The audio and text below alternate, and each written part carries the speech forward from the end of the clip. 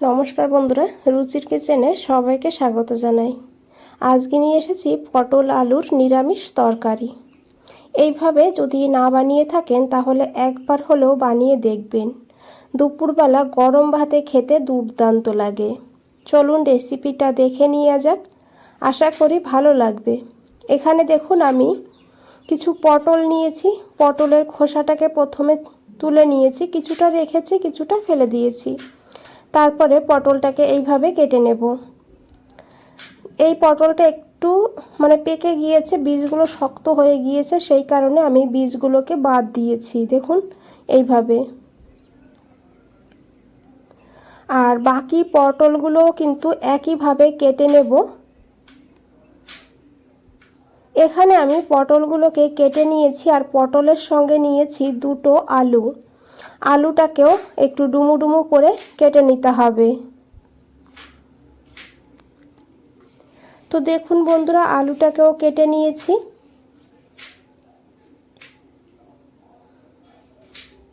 এখন এই পটল আর আলুটাকে খুব ভালো করে ধুয়ে নিতে হবে। ধুয়ে আমি একটা প্লেটে তুলে নিয়েছি, আর কিভাবে কেটেছে আরেকবার দেখিয়ে দেব সবজিগুলো। আর এদিকে দেখুন আমি একটা কড়াই বসিয়ে দিয়েছি। কড়াইতে দিয়েছি 2 চামচ সরষের তেল। রান্নাটা অবশ্যই সরষের তেলেই করবেন, তাহলে স্বাদটা বেশি ভালো হবে। তেলটাকে খুব ভালো করে গরম করে নিতে হবে। তারপরে এখানে এই আলুগুলো দিয়ে দিতে হবে। আমি কিন্তু এখানে পটল আলু আলাদা করে ভাজবো। আপনারা চাইলে একসঙ্গেও ভেজে নিতে পারেন, তবে আলাদা করে ভেজে নিলে স্বাদটা বেশি ভালো হবে। কারণ এই রেসিপির জন্য আলু আর পটলটাকে খুবই ভালো করে ভেজে নিতে হবে। আর এখানে বন্ধুরা আমি লবণ হলুদ কিছুই দেব না, শুধু আলুটাকে ভেজে নেব একটু লাল লাল করে। তো দেখুন বন্ধুরা, এখানে আলু ভাজা হয়ে গিয়েছে। এইভাবে আলুটাকে ভেজে নিতে হবে। এখন এই আলুটাকে তুলে নিতে হবে।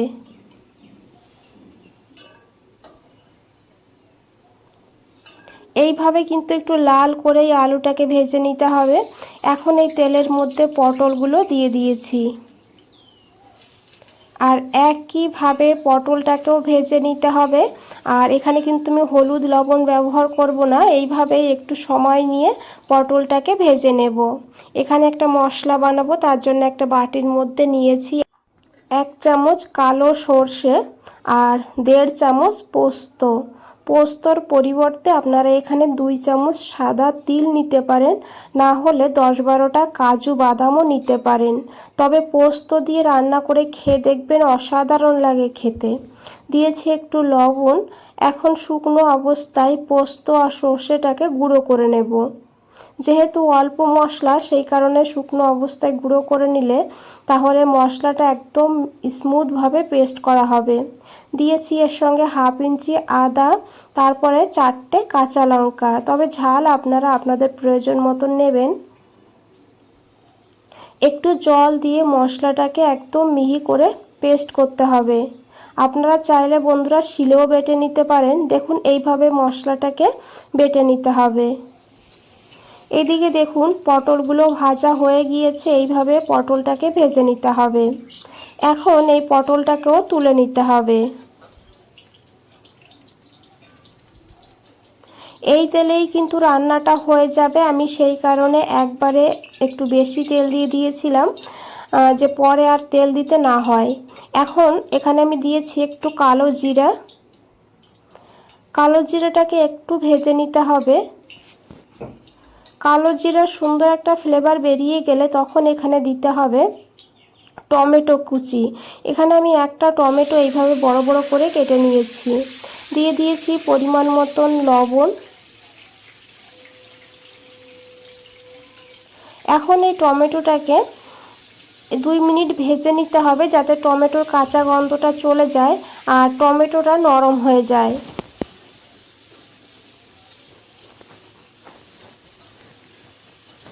তো দেখুন বন্ধুরা, এখানে টমেটো নরম হয়ে গিয়েছে আর টমেটোর কাঁচা গন্ধ চলে গিয়েছে।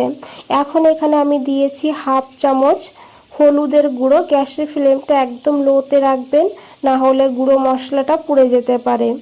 আর তার সঙ্গে হাফ চামচ দিয়েছি এখানে কাশ্মীরি লঙ্কার গুঁড়ো। এতে কিন্তু কালারটা ভালো হবে, ঝাল হবে না, তবে আপনারা দিতে না চাইলে নাও দিতে পারেন।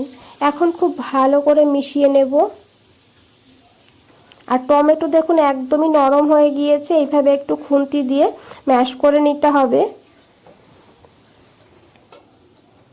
এখন এখানে সেই বেটে রাখা মশলাটা দিয়ে দিতে হবে, দিয়ে ভালো করে মিশিয়ে নিতে হবে।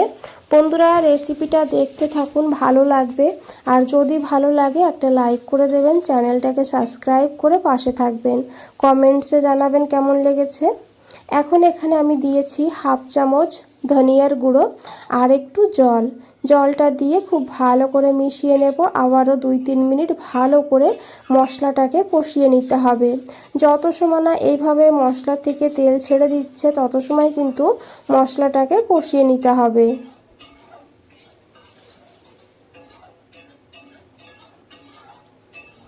এখন এখানে দিয়ে দিতে হবে ভেজে রাখা সেই আলু আর পটল।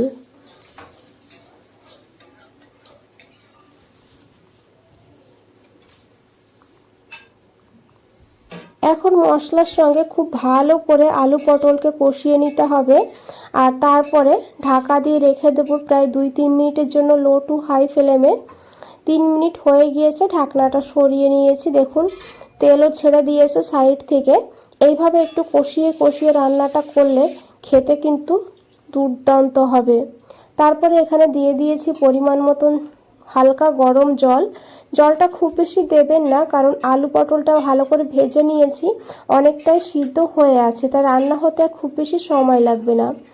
জল দিয়ে খুব ভালো করে মিশিয়ে নিয়েছি। আর এখন ঢাকা দিয়ে রান্না করব 5 থেকে 6 মিনিট লো টু হাই ফ্লেমে। 6 মিনিট পর ঢাকনাটা সরিয়ে নিয়েছি। এখন একবার খুব ভালো করে মিশিয়ে নেব। আর বন্ধুরা এখানে আলু পটল কিন্তু সিদ্ধ হয়ে গিয়েছে।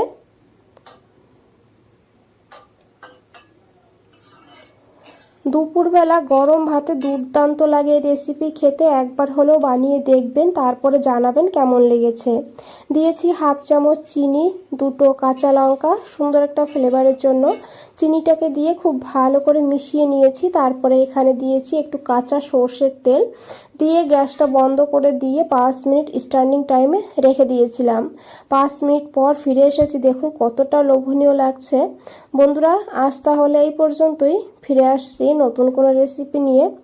ভালো থাকবেন, সুস্থ থাকবেন, সবাইকে অনেক অনেক ধন্যবাদ এত সময় ধৈর্য ধরে রেসিপিটা দেখার জন্য।